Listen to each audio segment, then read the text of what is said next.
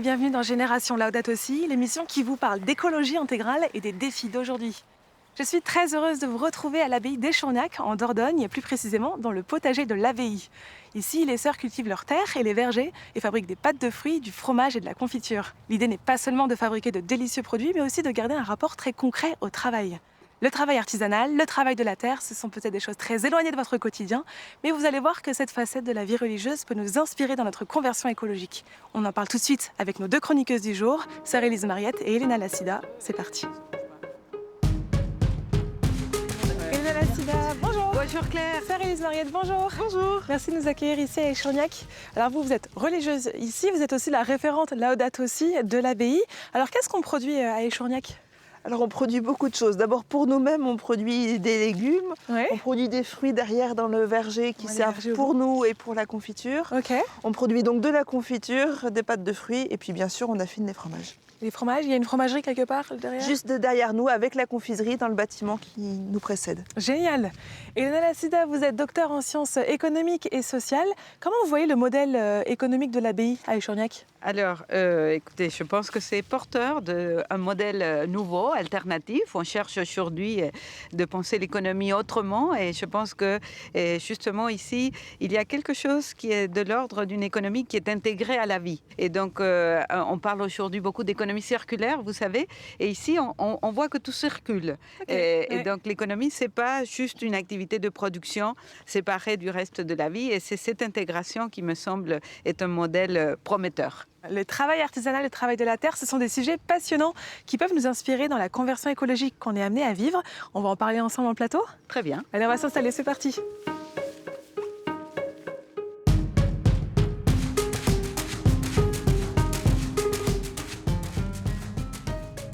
Alors, quelques chiffres pour débuter cette émission. Actuellement, 20 millions de Français, un tiers de la population, vivent en zone rurale et parmi eux, seulement 500 000 personnes travaillent la terre ou élèvent les animaux. Un autre chiffre aussi, un peu plus de 20% des travailleurs aujourd'hui exercent un métier manuel dans l'agriculture, dans la construction ou dans l'artisanat.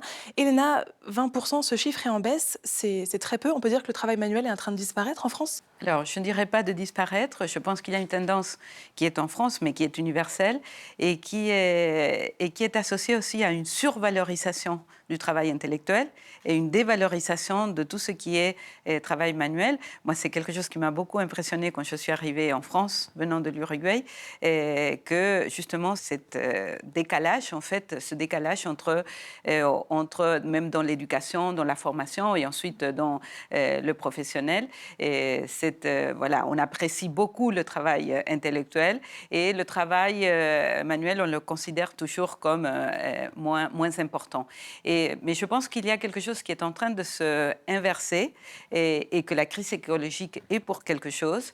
Et un peu cette critique à une production très industrialisée avec des produits très standardisés. Et donc l'artisanat est justement cette possibilité d'avoir des produits qui sont beaucoup plus originaux. Et puis ce retour à la terre aussi, un peu un réenchantement du travail à la terre, avec parfois peut-être un peu d'illusion, mais il y a quelque chose que l'écologie aujourd'hui est en train de produire et je vois pas mal des jeunes qui ont fait des études assez poussées au niveau des cursus très intellectuels. Et qui reviennent à la terre, qui veulent revenir à la terre. Reviennent au travail de la terre. Vous, sœur, vous avez fait des longues études de droit avant de rentrer à l'abbaye d'Échourgnac, et puis après vous êtes passée dans la vie manuelle. Comment vous y êtes mise à cette vie manuelle ? Alors déjà, je pense que dans la vie monastique, il n'y a pas que de la vie manuelle ou que de la vie intellectuelle. Et c'est pareil, on a les deux. Et on commence la journée par un temps de prière et puis par une méditation de la Bible. Donc on commence déjà dans une dimension qui est à la fois spirituelle et corporelle. Et puis après, il y a des tâches manuelles. Et quand je suis rentrée, le gros du travail manuel, c'était à la fromagerie. Donc c'était dans l'affinage du fromage, dans un travail qui était en intérieur, en milieu sanitaire, on va dire, et puis des gestes très répétitifs. Et quelque part, on rentre dans quelque chose, on rentre dans un rythme, et ce rythme libère l'esprit. Donc il y a eu cette dimension-là, et puis petit à petit, le travail agricole a repris de la place qu'il avait perdue dans les décennies qui précédaient. Et là, c'est encore un autre rapport au temps et encore un autre rapport aux mains.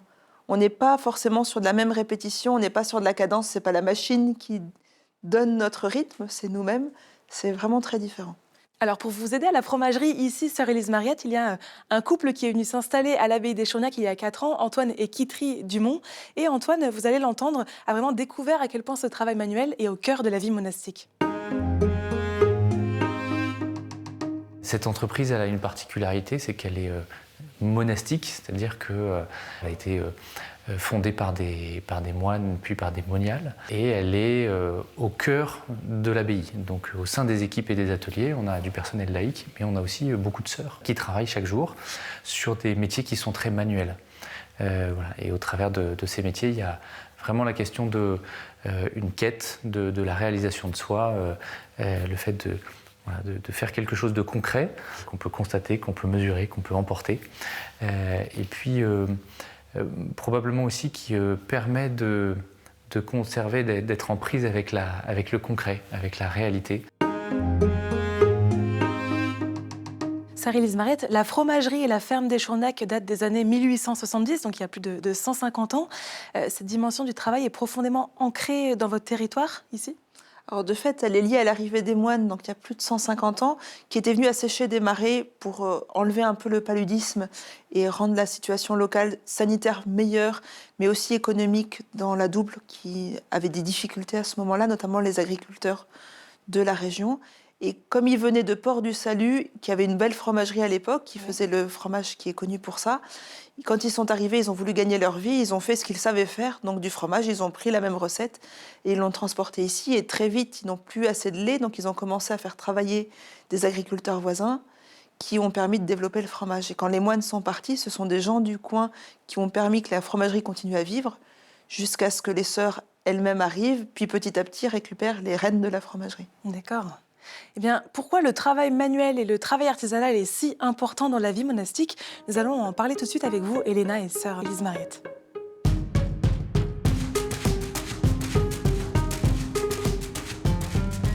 Sœur Élise Mariette, en devenant religieuse, vous faites des vœux de stabilité dans cette communauté que vous avez choisie. Alors, qu'est-ce que ça signifie, cette alliance avec une terre, avec un territoire, une histoire, une tradition? Alors d'abord, notre vœu de stabilité, c'est stabilité dans une communauté, donc dans une réalité humaine. Et cette communauté, évidemment, habite dans un lieu. Et donc, normalement, le lieu où l'on rentre, le lieu où on fait notre profession, c'est aussi le lieu où on va mourir et où on sera enterré. Donc, c'est vraiment pour toute la vie. Après, le lieu, la communauté est plus importante que le lieu. Et nous, c'est très fort dans l'histoire de notre communauté, parce qu'elle a été fondée dans les Pyrénées-Orientales. Au début du siècle, elle a dû partir en exil en Espagne.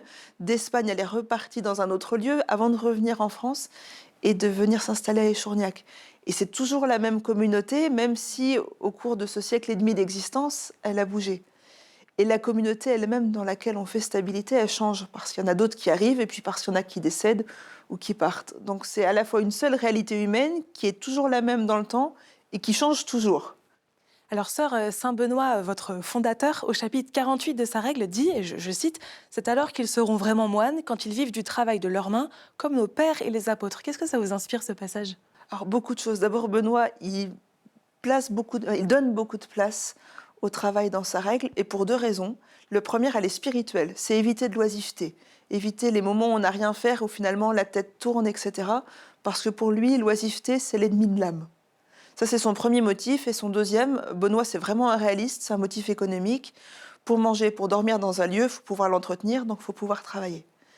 Mais par contre, la phrase que vous citez, elle est très intéressante parce qu'elle est dans un passage de la règle où il a vu étudier toutes les conditions pour que le travail soit compatible avec la vie monastique, pour qu'il y ait le temps des 7 prières quotidiennes, pour qu'il y ait le temps de l'oraison, pour qu'il y ait le temps de la lectio divina, pour qu'il y ait le temps du sommeil et du repos. Et puis il dit, il y a 2 cas où peut-être que les moines devront faire eux-mêmes les moissons, c'est s'ils sont trop pauvres ou si le lieu le nécessite. Et dans ces cas-là, on sait que c'est un travail qui non seulement n'était pas considéré comme digne à l'époque, mais qui en plus est un travail qui n'est pas vraiment compatible avec la vie monastique. Parce que quand vous êtes au bout du champ à moissonner, vous ne revenez pas 7 fois par jour pour les offices, vous n'avez pas le temps de sieste le midi, et en plus, vous n'avez pas des repas très substantiels derrière. Et du coup, il ne nous dit pas ils seront vraiment moines quand ils auront fait tout leur temps de prière, quand ils auront fait tous leurs psaumes, quand ils auront eu une illumination mystique ou je ne sais pas, quelque chose comme ça. Il nous dit c'est à ce moment-là, quand à cause de la nécessité, ils devront aller travailler et faire les moissons, s'ils le font sans s'attrister, s'ils le font pour servir Dieu, alors ils seront vraiment moines. Vous nous parliez de l'oisiveté tout à l'heure. Est-ce que vous pouvez vraiment témoigner que le travail de la terre aide à canaliser ses pensées intérieures? Alors, tout travail manuel, je pense, plus largement que le travail de la terre, aide parce que déjà, il occupe une partie du corps. Et en occupant une partie du corps, il occupe une partie de notre concentration. Et l'avantage du travail manuel, normalement, c'est qu'il n'est pas compliqué, donc il n'occupe pas toute la tête. C'est pas comme un métier de service, par exemple, ou des tâches plus administratives, qui là demandent beaucoup de concentration mentale. À la fois, il en occupe une partie, il en libère une autre, et quelque part, ça fait, je ne sais pas comment dire, une forme d'alchimie qui fait que quelque chose se libère même dans le corps, et on est plus dans l'unité avec soi-même. Alors, sœur, saint Benoît écrit également que tout se fasse cependant avec mesure par égard pour les plus faibles. En fait, ce qu'on comprend là, c'est que l'importance dans le travail manuel, c'est pas la performance. Il faut que le travail soit adapté à tous. Oui, et ça, c'est une des conséquences de la vie communautaire. On est là de tous les âges, de la trentaine jusqu'à la centaine, et il faut pouvoir... Il n'y a pas de retraite dans la vie monastique. Il n'y a pas un temps où on s'arrête de travailler et on se dit on profite de la retraite, c'est bon, j'ai assez donné. Mais en échange, il faut pouvoir trouver un travail qui est adapté à tout le monde. Pour vous donner un exemple très concret, quand je suis rentrée, il y avait une de nos centenaires. Elle était chargée d'enlever la poussière sur les petites bordures en bois du cloître. Donc elle promenait avec son déambulateur et puis son petite balayette pour faire la poussière. À la fois, ça ne change pas grand-chose au paysage global, et en même temps, ça veut dire que jusqu'au bout, il y a un travail qui est adapté à elle. Je trouve ça très beau, comme vous le racontez comme ça.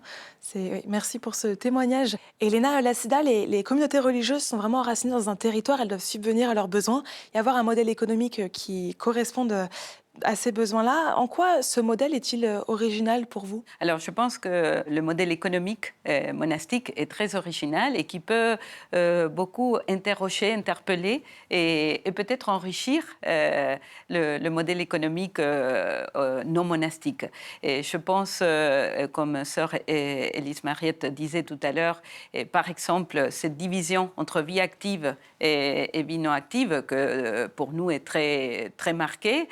Le passage à la retraite, en fait, ici, on ne prend pas la retraite, mais également, par exemple, le fait, pour nous, le travail est toujours associé, notamment le travail salarié, est toujours associé à un revenu. Et ici, il n'y a pas de revenu individuel, en fait, on travaille et le revenu est communautaire. Et donc, il y a quelque chose qui est très différent et qui donne au travail une place, et je pense que sœur Élise Mariette l'illustrait très bien, et le travail est beaucoup plus intégré, et il y a une vie qui, je dirais, plus unifiée. Donc, l'économie n'est pas simplement une activité en dehors de toutes les autres activités humaines. L'économie et le travail font partie de toute l'activité, de toute la vie en commun. Et je pense que là, il y a quelque chose qui est original et qui, je pense qu'aujourd'hui, l'écologie intégrale et la conversion écologique invitent à revisiter. C'est-à-dire, on est dans des sociétés où on a trop fragmenté les différentes dimensions de la vie, le professionnel et le personnel, le travail et la famille, le loisir et le travail. Et on a fragmenté. Et là, on se rend compte que la vie, en fait, est faite de toutes des interdépendances entre toutes ces dimensions. Et donc, je pense qu'il y a quelque chose, et notamment en termes de modèle économique, je trouve que ce que, pour moi, m'inspire l'économie monastique, c'est qu'elle dit quelque chose de différent sur la valeur économique. La valeur, en fait, en économie, la valeur est une notion très centrale et la valeur va toujours s'exprimer en termes monétaires. Et on va voir si on a produit, si on a été productif en fonction de la rentabilité financière. Voilà. Et là, je pense que ce que l'économie monastique nous dit, c'est que la valeur, ce qu'on produit, ce qui donne de la valeur à ce qu'on produit, n'est pas uniquement au niveau de son expression monétaire, de la quantité qu'on produit et de la valeur monétaire de ce qu'on produit. Mais qu'il y a quelque chose que je dirais qui est au cœur de l'économie et que se vit très profondément dans la vie monastique, que c'est une valeur relationnelle. En fait, ce qui donne de la valeur au bien même, c'est la relation Et là, c'est ce que vous disiez, voilà, produire ensemble, c'est comment on rentre en relation entre les humains, comment on rentre en relation avec les êtres vivants, la Terre. Ça peut nous inspirer, nous, dans le monde, dans notre vie Exactement. professionnelle au Une quotidien. autre manière de penser, de mesurer et d'identifier la valeur des objets, la valeur de ce qu'on produit. Et à l'inverse, Elena Laceda, est-ce que vous voyez des limites à ce modèle économique? Alors, les limites, c'est exactement le contraire, c'est de dire cette intégration peut conduire parfois à une confusion et à quelque chose, voilà, le fait qu'on ne prend jamais la retraite, on peut se dire, voilà, il faut que je sois utile jusqu'à la fin de ma vie. La confusion de tous les domaines peut aussi avoir un effet négatif et par exemple, justement, le fait de vouloir rester utile jusqu'à la fin peut être un effet négatif. Eh bien, travailler de ses mains, se reconnecter au concret de la Terre, ça peut être des pistes intéressantes pour nous pour développer un nouveau rapport à notre travail. Alors, comment on fait concrètement? Eh bien, on en parle tout de suite.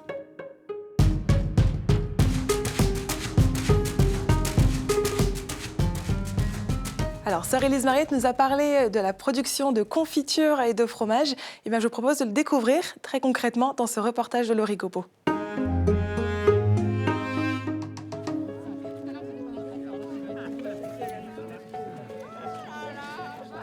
Comme ça, c'est mieux. Allez. Ici, alors n'essayez pas de piquer dans la moquette, vous n'y arriverez pas.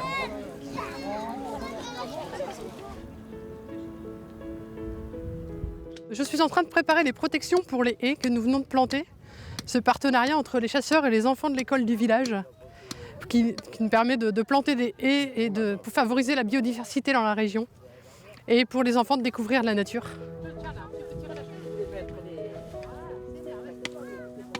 C'est bien que les enfants participent parce que dans la société d'aujourd'hui, potentiellement, ils vont être plus attirés vers les écrans, les nouvelles technologies, etc. Et de les faire sortir et de leur faire découvrir la nature.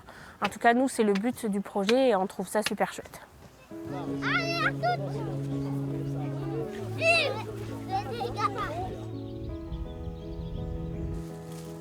Nous commençons à dégager ce massif-là, qui a passé l'hiver dans la friche. Les iris vont fleurir bientôt.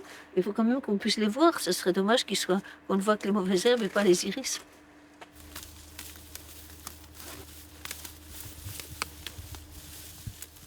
Le fait d'être en pleine nature nous permet de communier beaucoup aux saisons, diverses saisons, avec les étés torrides qu'on a eus, et puis des semaines et des semaines de pluie. Tout ça, c'est des choses qu'on sent physiquement, grâce aux possibilités de se promener dans la nature, d'être toute proche de la nature. Ça m'apporte d'abord un équilibre, et puis aussi un émerveillement par rapport à la création et au créateur. Je trouve qu'on découvre le doigt de Dieu dans toute la création, dans toute la nature. Le travail manuel, en ce qui me concerne, donc à la confiserie, ça me permet un lien avec mes sœurs, parce qu'on est plusieurs à y travailler. Quand on parle d'écologie intégrale, c'est aussi ça. C'est le lien humain que ça peut entraîner.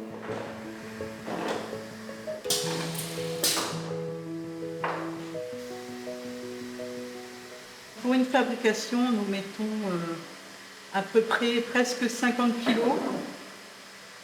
Et donc ça nous fait un rendement de plus de 280 pots. Voilà.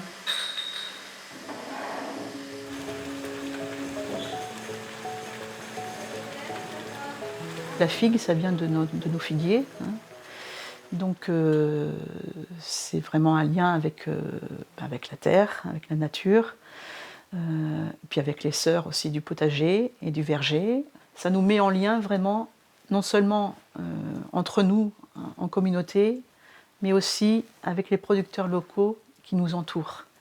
Et ça, c'est très important, parce qu'on est implanté, on n'est pas... Pour moi, c'est important qu'on ne soit pas dans notre petit cocon, mais qu'on soit vraiment ouverte.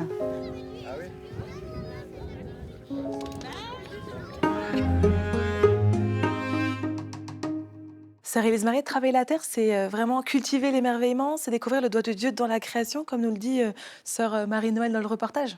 Oui, je trouve que l'expression est assez juste. Et elle dit aussi, mais ça rejoint un peu ce que disait Elena Lassida tout à l'heure, elle dit aussi que le travail, c'est pas juste une question de productivité, c'est aussi une capacité à prendre du recul et à se rendre compte de ce qui est plus grand et auquel on appartient. C'est pas juste de se dire, bon, j'ai tant d'heures, il faut que je fasse tant de kilos de fruits ou que j'ai résolu tant de bandes de légumes à désherber ou je ne sais pas quel rapport quantitatif on pourrait avoir à ça, mais aussi de se pouvoir s'arrêter, de se dire, mais là, il y a quand même quelque chose de merveilleux. Et c'est sûr que dans le travail de la terre, la place du merveilleux, elle est beaucoup plus importante que dans un travail qui est déjà plus industriel. Parce que quelque part, on est toujours surpris. Et aussi, on voit des enfants dans le reportage et je vous voyais sourire en regardant ces images. C'est un peu ce dont vous parliez tout à l'heure, Elena. Il y a la dimension relationnelle dans le travail manuel qui est très importante. Exactement, je pense que le reportage illustre très bien ça, parce qu'il y a ce travail avec les enfants et les adultes qui ne sont pas membres de la communauté. Mais après, à la fin, pour aussi l'explication qui était donnée sur la production des confitures, comment ça relie avec l'agriculteur qui a les vergers, avec le consommateur qui vient acheter ses produits et qui sait comment ils ont été produits. En fait, et c'est ça que je trouve passionnant dans l'économie, c'est comment un objet, qu'en général on le voit uniquement par la satisfaction que cet objet produit au consommateur. En fait, c'est une manière de rentrer en lien avec la terre qui a permis la production de ce bien, avec les personnes qui l'ont produit. Et justement, je pense que c'est ce que, dans l'économie monastique, vous mettez bien en évidence. La marque monastique, qui est une marque associée à tous les produits des monastères, justement, essaye de mettre en avant cette dimension relationnelle de produit. Le produit n'est pas seulement de bonne qualité, qui a un bon goût et qui a un bon prix, mais c'est un produit qui a été produit d'une certaine manière, avec un certain amour et soin de la terre et des autres. Un réseau de personnes derrière, en fait. Exactement. Et donc, c'est tout ça qu'on achète avec un produit monastique, et qui nous rappelle que tout ce que nous achetons et nous consommons, c'est pas simplement, la valeur n'est pas uniquement concentrée dans l'objet, mais c'est de quelle manière ça nous relie avec plein des êtres vivants, humains et non humains, qui ont permis que ce produit arrive à nous. Donc, je voulais juste dire, c'est aussi quelque chose qui revient beaucoup dans l'encyclique Laudato Si du pape François, c'est tout est lié. Et je pense qu'au quotidien, c'est quelque chose qu'on ressent beaucoup. Là, on part de l'exemple du travail et d'un produit qui va de la terre à sa transformation. Mais en fait, effectivement, tout est extrêmement lié. Et peut-être que dans la vie commune, c'est plus sensible pour nous parce qu'on est à plus d'étapes en même temps et qu'on est aussi en contact avec les personnes derrière, avec l'hôtellerie ou le magasin. Donc, on est vraiment un petit peu à tous les bouts de la chaîne et on sent bien cette diversité de liens.